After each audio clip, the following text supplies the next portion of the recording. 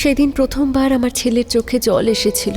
সেটা কেবল চোখের জল নয়, পুরুর মনে বেড়ে ওঠা প্রশ্নের বাণ ছিল যে কি তার অস্তিত্ব, কি তার নিয়তি।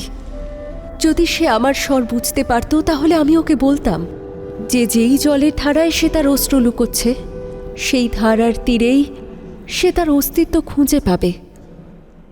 ওর ভাগ্য আমার ধারারে অন্য পারে আরেক যোদ্ধার সাথে জুড়ে রয়েছে, যে ভারতের ভাগ্য বিধাতা হওয়ার স্বপ্ন দেখছে। আর সেই স্বপ্নকে সম্পূর্ণ করতে প্রথম পদক্ষেপ সে নিয়ে ফেলেছে। আপনি শত্রুদের বিনাশ করতে শিখিয়েছেন, নির্দোষদের হত্যা করা নয়। যে একজন দস্যুকে একজন রক্ষক হয়ে ওঠার শিক্ষা দিয়েছে, সেই দাসদের হত্যাকারী কখনো হতে পারে না। হস্তির ভুল হলো এটাই যে ও আপনার সন্তান, কিন্তু ও তো আর নিজের পিতাকে বেছে নেয়নি। তাহলে ও দস্যু হওয়ার শাস্তি কেন পাবে? সবাই তো সুখী আর ভালো থাকার স্বপ্ন দেখে, আর আমার পুত্র দস্যু সেনাপতি হওয়ার। মাল্লিকা, আপনি সুরক্ষিত জায়গায় চলুন।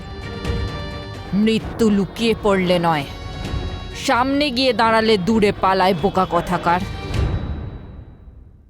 আর সামনে দাঁড়িয়ে আছে আমার আলেকজান্ডার। তাহলে আদেশ করুন, এখন আমি কি করব? গিয়ে আলেকজান্ডারের বিজয় উৎসবের আয়োজন করো। কোনো যুদ্ধক্ষেত্রে যাবার আগে নিজের ভেতরে থাকা ভয়কে আগে জয় করতে হয় সিপোথিয়াস।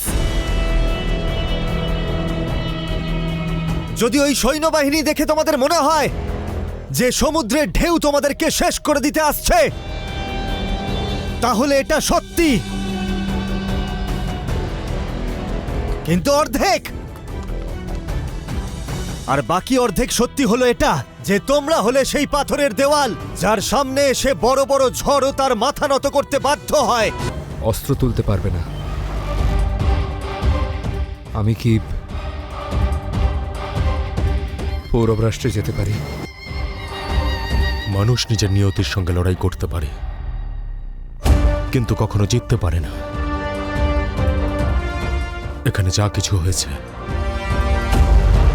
তাতে ভুলটা তোমার নয়, ভুল আমার।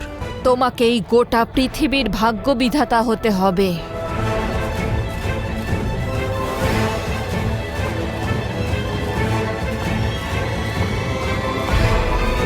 তোমাকে তোমার সাম্রাজ্য শাহ ফিলিপের থেকে এত বড় করতে হবে যেন সোনার পাখি ভারতও তোমার হাতের মুঠোয় চলে আসে। মূর্খ, মাথা নামাও, ইনি আমাদের যুবরাজ। ও, তো আপনি যুবরাজ। ক্ষমা করবেন, কিন্তু আপনার বস্ত্র দেখে মনে হলো যে আপনি হয়তো কোনো ফার্সি। আর আমি শুধু আপনজনদের সামনে মাথা নোয়াই। দিনের আলো সৈন্যদের সঙ্গী হয় কনিষ্ক, আর রাতের অন্ধকার দস্যুদের মিত্র। ওরা যদি বুঝতে পারে তাহলে এই অন্ধকারের সুযোগ নিয়ে ওরা পালিয়ে যাবে। আমি জানতে চাই কে সেই দুঃসাহসী দস্যু যে আমারই নগরে এসে আমাকেই প্রতিদ্বন্দ্বিতা জানাচ্ছে।